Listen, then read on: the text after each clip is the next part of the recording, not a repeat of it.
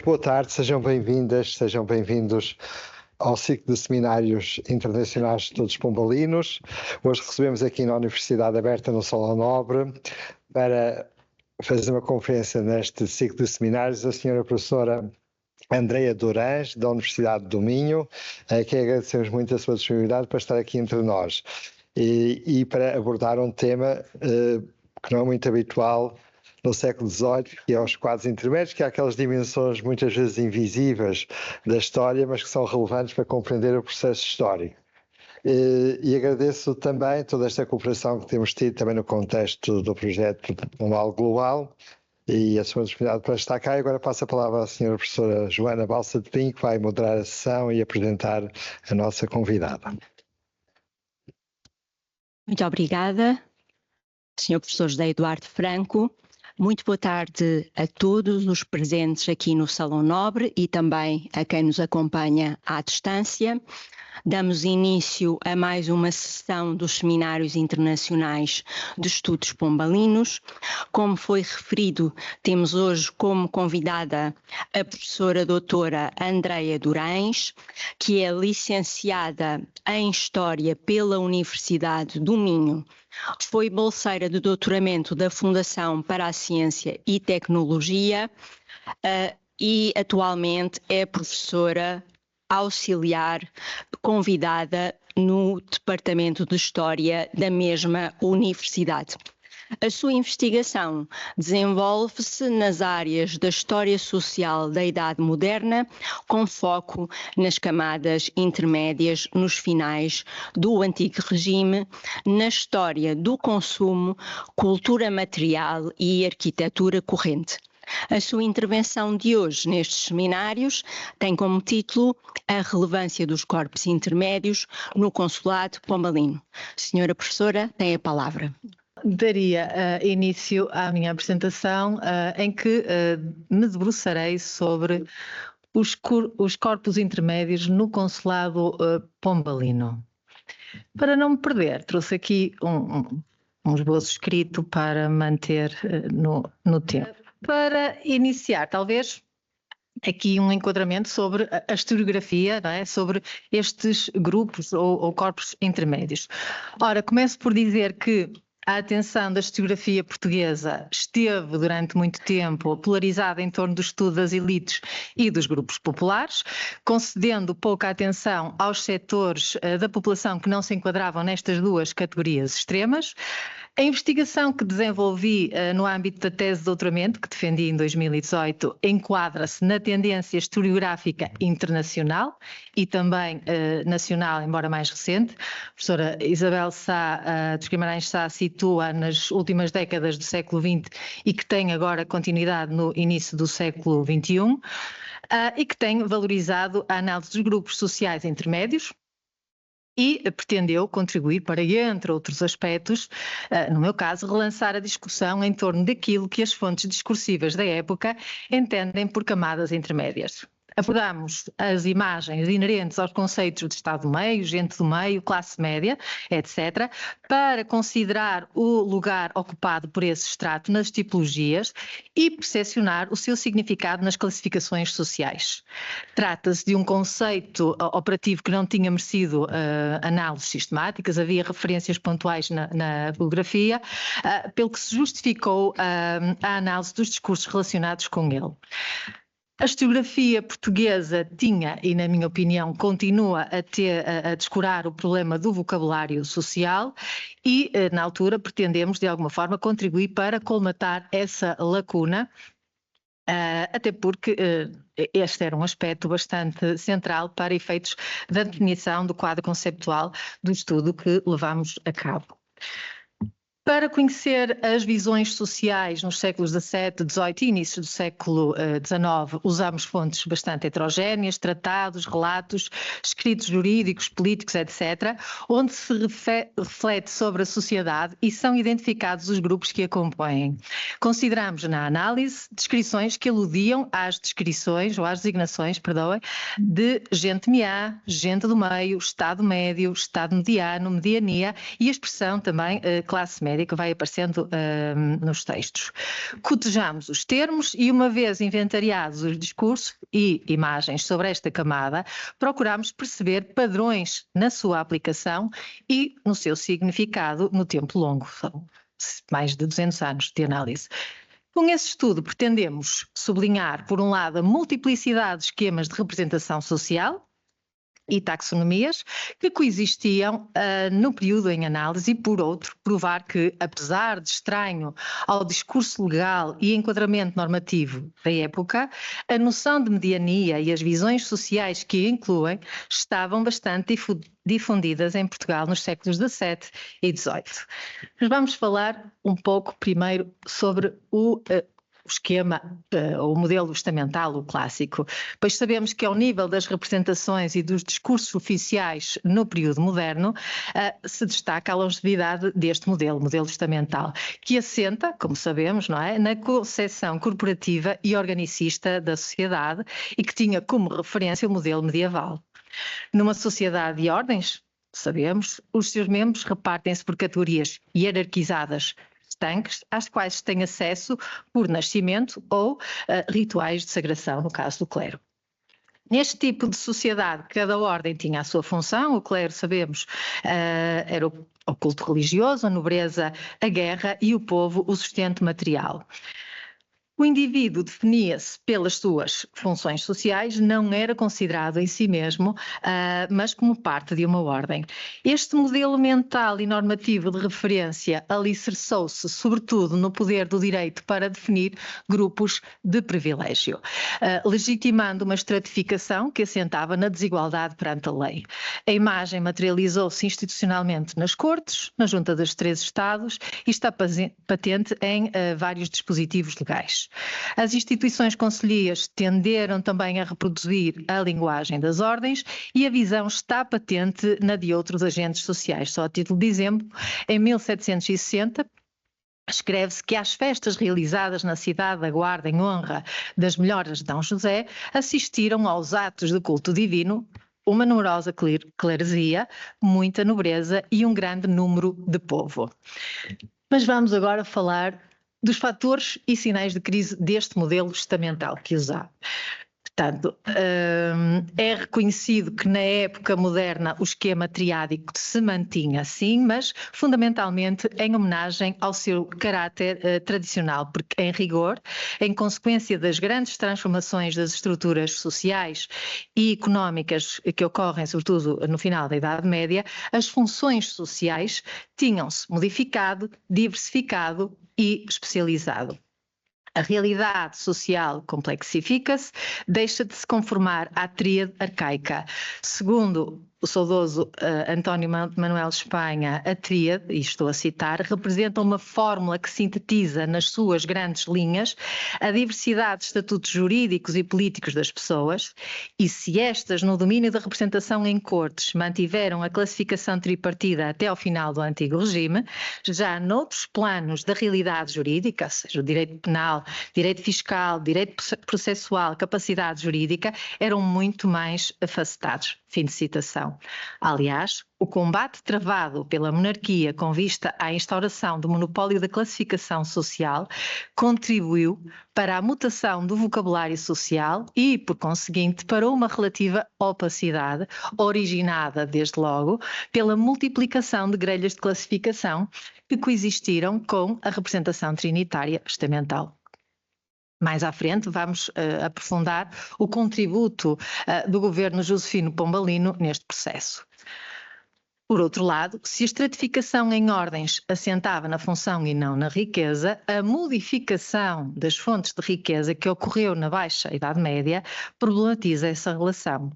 A riqueza destaca-se do fundo territorial, agrário e senhorial para assentar na riqueza mobiliária e argentária de origem comercial dos estratos urbanos, que não correspondem já aos estratos privilegiados tradicionais.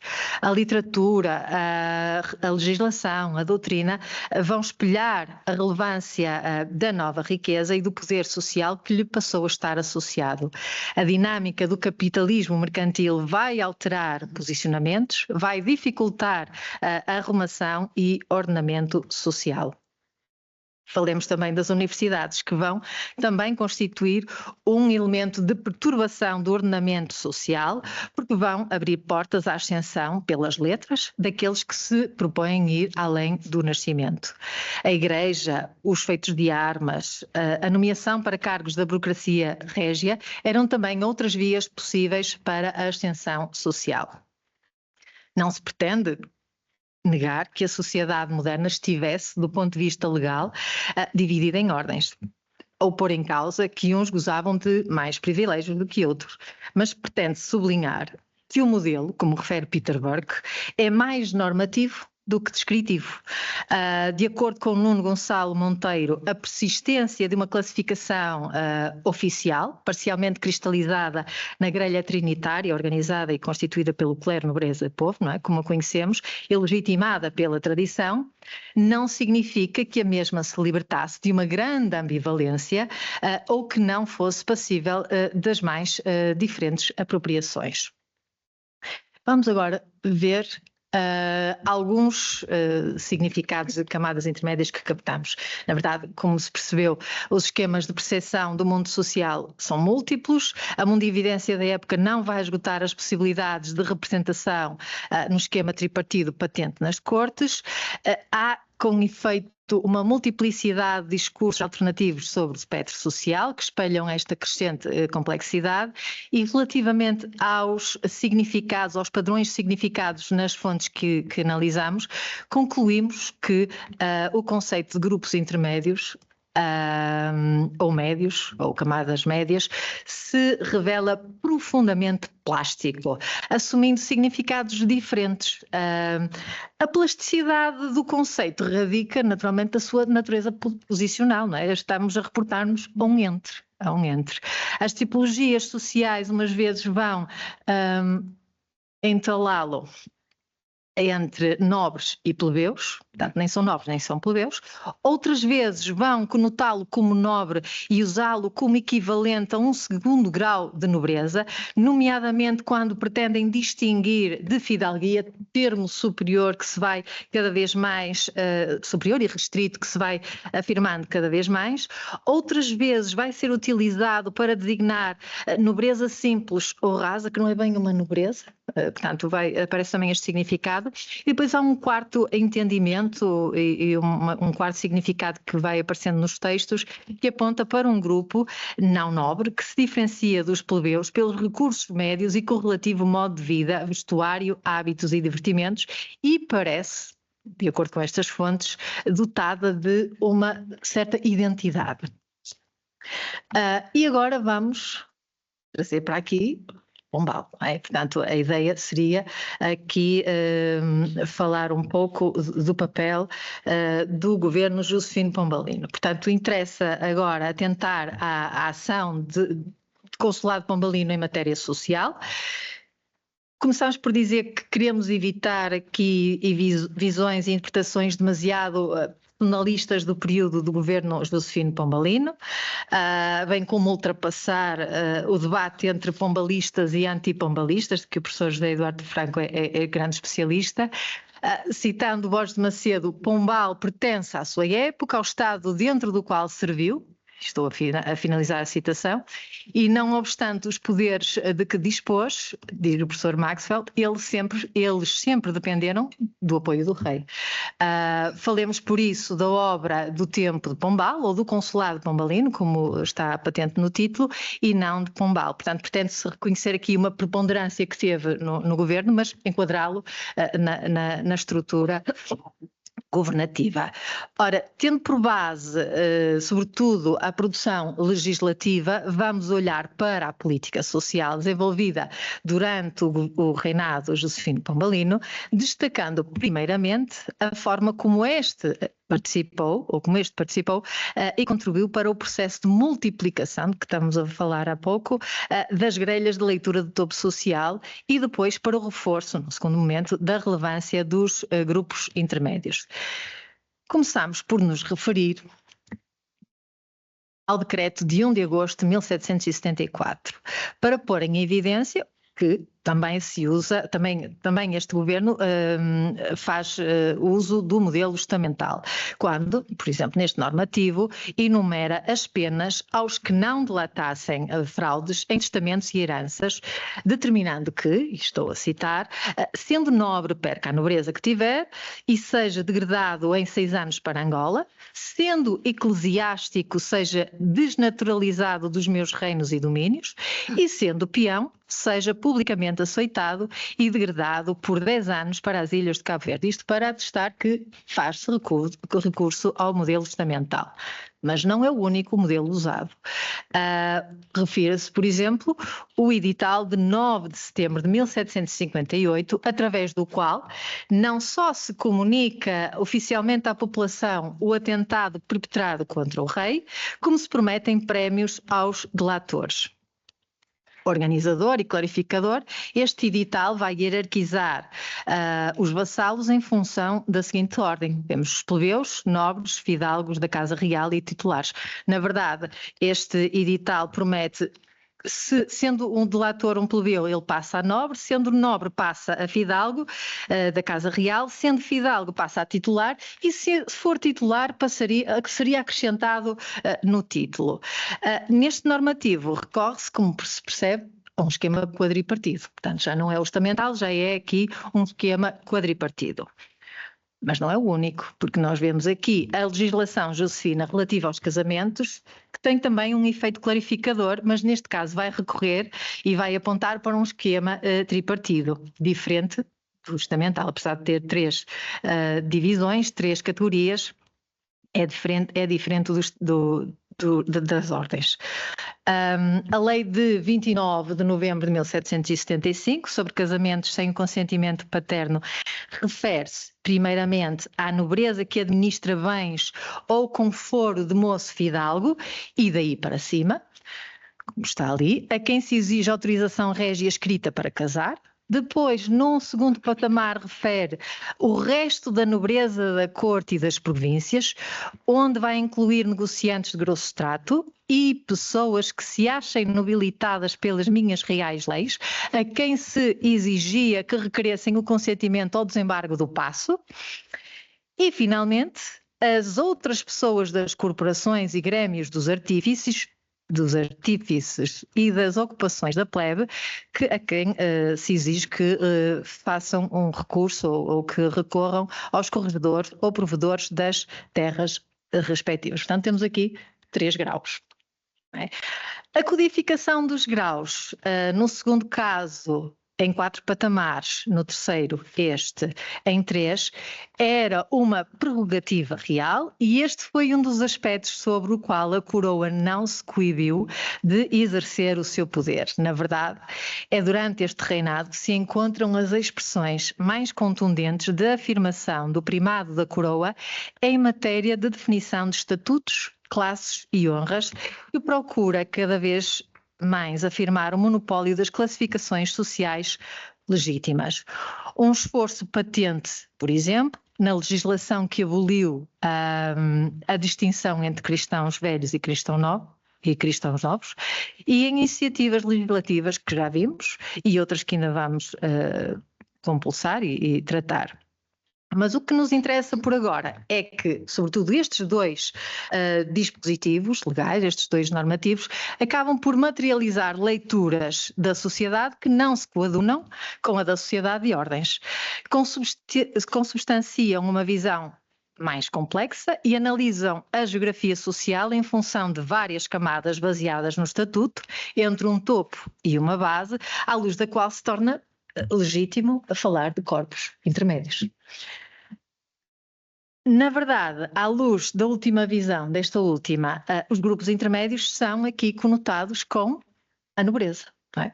Aqui fica bastante patente que se adotarmos esta leitura, então, grupos intermédios serão os nobres. Distintos da fidalguia. É uma perspectiva de que vamos partir.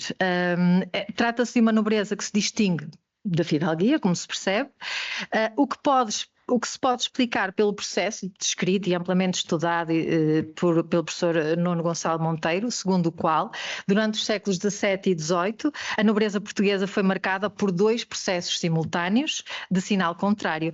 Por um lado, verificou-se o alargamento da base da nobreza, por outro, no topo, a aristocracia de corte restringia-se e tendia à cristalização. De acordo com o autor, de uma forma geral, a legislação josefina pombalina contribui em grande medida para a delimitação das categorias da nobreza, para a clarificação da sua hierarquia, influenciando profundamente a visão sobre este grupo. Mas vamos analisar especificamente a produção legislativa josefina pombalina que visou a nobreza, para compreender este processo. Não sem antes nos determos sobre uma nota prévia, introdutória, sobre a produção historiográfica relativa a este assunto, que, como noutros pontos, quando o tema é o reinado de Dom José e o seu ministro, se tem prestado a diversas interpretações. É importante começar por dizer que o atentado contra o rei Dom José e o subsequente suplício infligido aos membros das casas aristocráticas consideradas responsáveis está na origem do cunho antinobiliárquico frequentemente atribuído ao governo josefino pombalino, inquinando profundamente o debate sobre o tema. A imagem antinobiliárquica coeva dos acontecimentos foi perpetuada pela historiografia oitocentista, tanto por historiadores, por autores mais liberais, republicanos, como também por autores tradicionalistas, e continua ainda hoje a ter eco na historiografia. Este alegado cunho antinobiliárquico tem vindo a ser posto em causa. Borges de Macedo, por exemplo, sublinha que para se compreender a política pombalina relativamente à classe nobre, e estou a citar, importa examiná-la não através dos processos e acontecimentos espetaculosos que poderão enganar, mas através da sua legislação, procurando determinar o critério que a informava, sendo igualmente a distinguir entre a posição social de uma classe e a posição política de uma fação dessa classe. Lutas políticas entre fações, de um modo mais ou menos violento, sempre as houve em Portugal. E da vitória de uma dessas fações contra outra não se pode deduzir o aniquilamento ou sequer a tentativa de aniquilamento do grupo social de que ambas fazem parte. Fim de citação. Ora, Nuno Gonçalo Monteiro corrobora esta visão e adverte que é importante ter em conta que antes e depois do reinado josefino, a categoria jurídica nobreza abrangia grupos sociais numerosos, diversificados e hierarquizados, pelo que é necessária muita prudência quando se discute o conjunto como um todo, sob o risco de tudo se confundir. Na verdade, se olharmos para a legislação pombalina, podemos dizer que, no geral, ela coloca em evidência o alto valor e consideração pela categoria social da nobreza, ao ponto de chegar a conceber um projeto de educação próprio, não é? Através do Colégio dos Nobres. A legislação vai consagrar a influência social deste grupo, da nobreza, os seus privilégios vão ser integrados na orgânica do Estado. Mas vamos por partes, vamos olhar primeiramente para as medidas que visaram a camada superior da nobreza.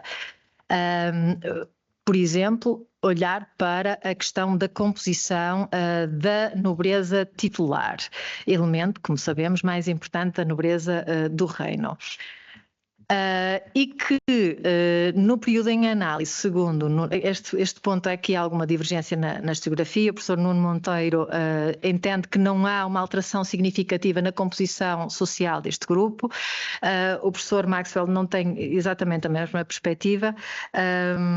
De acordo com o professor Nuno Monteiro, foram criadas 11 casas titulares, extintas ou unidas 9, o que, na sua opinião, corresponde apenas a 1/5 dos grandes, e ela resulta sobretudo de processos naturais. Portanto, na opinião do professor Nuno Gonçalo Monteiro, não há uma alteração muito significativa na composição. O mesmo não acontece relativamente à política de mercês. Neste ponto, na política de mercês régias, aqui o pombalismo representou um marco muito fundamental no sentido de afirmar a natureza específica e irredutível dos bens da coroa, perspectivados como dependentes da vontade do rei. Para o efeito, apesar de não concluídas, ordenaram-se novas confirmações.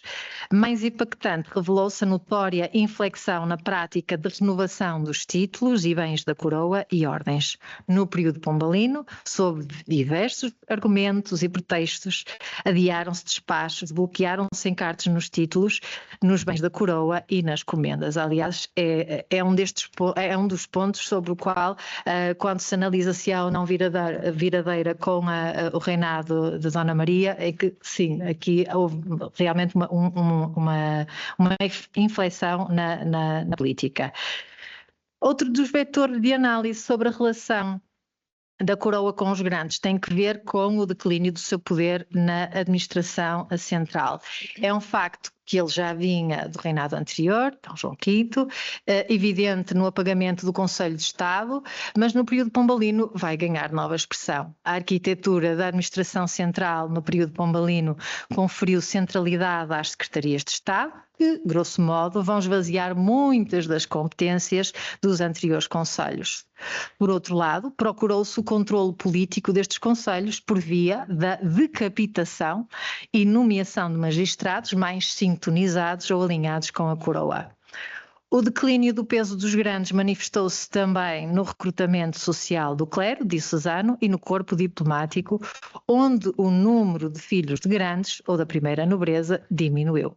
Contudo, o fenómeno não é extensível a outros corpos institucionais, como o topo da hierarquia militar, que vai manter o seu cunho aristocrático, ou o dos governadores coloniais, onde este cunho se vai reforçar. Em suma, o que se expôs não exprime uma política de feição anti-aristocrática, não está em causa a nobreza como um todo, nem sequer a sua camada proeminente, sobre a qual incidem estas medidas.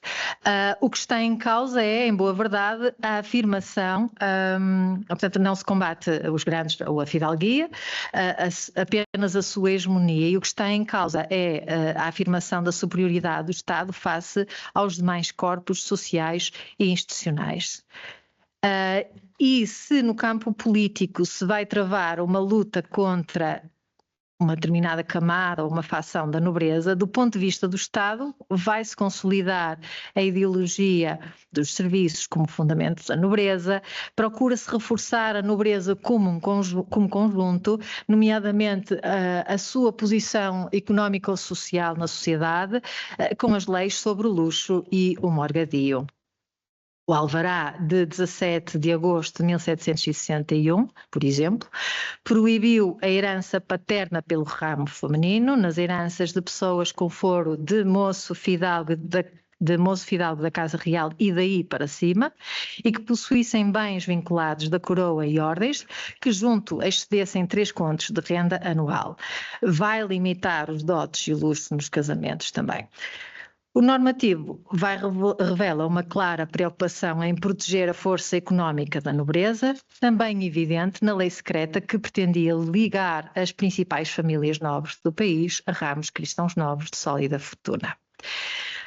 No que concerne às camadas mais baixas da nobreza, o pombalismo contribuiu para afirmar a noção alargada da nobreza, que, não sendo totalmente nova, vai ganhar agora mais consistência e até impacto na prática das instituições. Um dos marcos fundamentais desse processo residiu no reconhecimento nobilitante aos negociantes de grosso trato, que com os grandes financeiros se consolidou como elite no período pombalino. Neste ponto, é preciso lembrar a publicação da legislação que, sem ter criado a diferenciação entre grossistas e retalhistas, porque ela é anterior ao reinado em estudo, vai contribuir para consagrar essa diferenciação, que se institucionalizou, pondo em evidência a prerrogativa estatal de transmitir um caráter dominante às taxonomias, criar e ordenar diferenciações, estabelecer identidades e marcar distâncias. A Carta de Lei de 30 de agosto de 1770, ao definir a atividade negociante como, e isto são palavras da Carta de Lei, proveitosa, necessária e nobre, acaba por concluir o processo de promoção social deste grupo. No mesmo sentido, várias resoluções da Mesa da Consciência e Ordens vão favorecer os negociantes, na medida em que vão despenalizar alguns ofícios, nomeadamente guarda-livros, que é declarado como não impeditivo do ingresso na Ordem, e o de caixeiro, que deixava de ser um obstáculo na admissão à Ordem, desde que o seu exercício, ao momento da candidatura, tivesse já cessado. O corolário do processo de interferência no posicionamento dos negociantes vai culminar nas leis de 29 de novembro de 1775, que em matéria de matrimónios e instâncias de apelação coloca, como vimos há pouco, os negociantes no mesmo patamar dos nobres, numa segunda camada, e o de 3 de agosto de 1770, que lhe abre a possibilidade de instituir vínculos.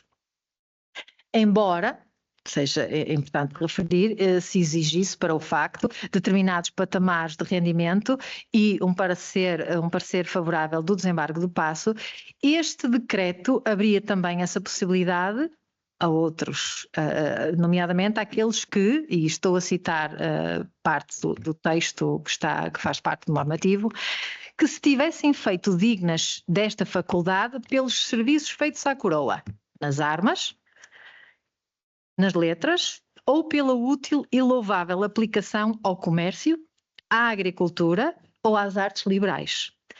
Não obstante os requisitos exigidos, o normativo distingue fidalgos ou pessoas de distinta condição de um outro grupo, na tratadística aparece muitas vezes referido como nobreza civil e política, cujas vias de acesso ficam assim claramente explicitadas. O período pombalino abriu também um novo caminho a todos aqueles que, embora tivessem ocupações mais conotadas com a mecânica, possuíssem dinheiro e aspirassem à nobilitação. Para captar investimento, os estatutos das companhias monopolistas ofereciam aos súbditos comuns isenções e privilégios que eram prerrogativas da nobreza e da magistratura e davam acesso às ordens militares, facultando a isenção de mecânica na habilitação às ordens militares. Em suma, a legislação pombalina acabou por contribuir para o alargamento e consolidação daquela que é muitas vezes designada na tratadística como nobreza civil e política. É esta nobreza que nos importa agora, não é? Para rematar esta comunicação e esta apresentação, porque nós estudámos-la na tese de doutoramento, nós incorporamos este grupo, não é? Esta nobreza civil e política, nos grupos intermédios, num estudo que desenvolvemos e que incidiu sobre os seus níveis de riqueza, as casas, o património, o consumo, e que, a avaliar pelos comportamentos de consumo, parece dotada de identidade social. Mas vamos ver como é que se desenvolveu este estudo sobre os consumos e níveis de riqueza, etc. Ora, se calhar, e para se perceber um pouco melhor, eu vou referir como é que eu desenhei a minha investigação. A minha investigação sobre os consumos, ela agregou ou separou as camadas sociais em 3 níveis. Este quadro ajuda a perceber como é que essa diferenciação se processou. Eu separei numa camada superior os fidalgos, que foi sempre aparecendo nos normativos como um grupo distinto, assim como altos dignitários, seja do clero, seja da nobreza. Depois acabei por também distinguir um grupo popular, e este grupo popular foi demarcado tendo em conta o nível de riqueza, um nível de riqueza que foi situado nos 400.000 réis, e para chegar a este valor cruzei várias leituras, nomeadamente o estudo da professora Maria Manuela Rocha sobre Monsaraz, o estudo de Nuno Luís Madureira sobre Lisboa nos finais do Antigo Regime e Bruno Lopes sobre Arraiolos. Portanto, isto para sintetizar, eu usei 2 indicadores, eu usei a profissão e usei os níveis de riqueza. Okay? A profissão que aparecia, não em todos, mas usei só os inventários que indicavam profissão ou estatuto, e por outro lado o nível de riqueza todos os inventários dão, porque corresponde ao somatório de todos os bens que são elencados no inventário. Portanto, tinha aqui dois critérios, duas variáveis, tinha nível, portanto, a ocupação, não é? o nível socioprofissional e, por outro lado, nível socioeconómico. Sendo que, se repararem bem, eu dentro dos grupos intermédios segmentei-os tendo em conta o nível de riqueza, mas depois na análise que fiz aos consumos, não se percebe muito bem, está muito pequenino, mas é só para se perceber que eu cruzei as duas variáveis. Aqui eu considerei as profissões ou as ocupações, aqui o nível de riqueza e analisei isto, portanto, cruzei estas duas variáveis relativamente ao consumo de bens de luxo. E que consumos é que eu analisei? Eu analisei o consumo de pinturas e gravuras, instrumentos musicais, livros, móveis ou indicadores que eu considerei que estavam ligados à escrita, à leitura e à escrita, como escrivaninhas.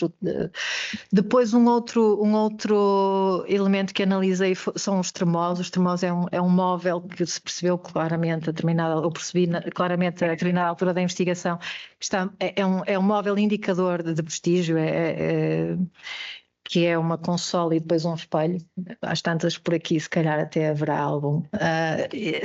E a análise da relação entre a posse de alguns objetos de luxo que acabei de indicar e as categorias socioprofissionais e socioeconómicas mostrou, primeiro, que o primeiro fator é normalmente mais determinante que o segundo, ou seja, mais importante do que ter um nível de riqueza substantivo é a ocupação que os indivíduos tinham. Okay? E relativamente à ocupação, o que é que a investigação também mostrou?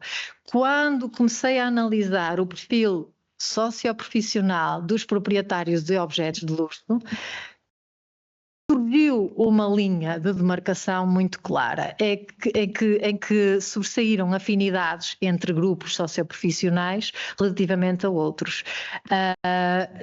Mais propensos a estes consumos de luxo surgiram profissionais liberais, indivíduos ligados à administração, proprietários, negociantes e membros do exército, ou seja, grupos com maior estatuto e associados àquela que aparece na literatura como nobreza civil e política, e numa outra camada, os artesãos, lojistas, criados, agricultores e pescadores.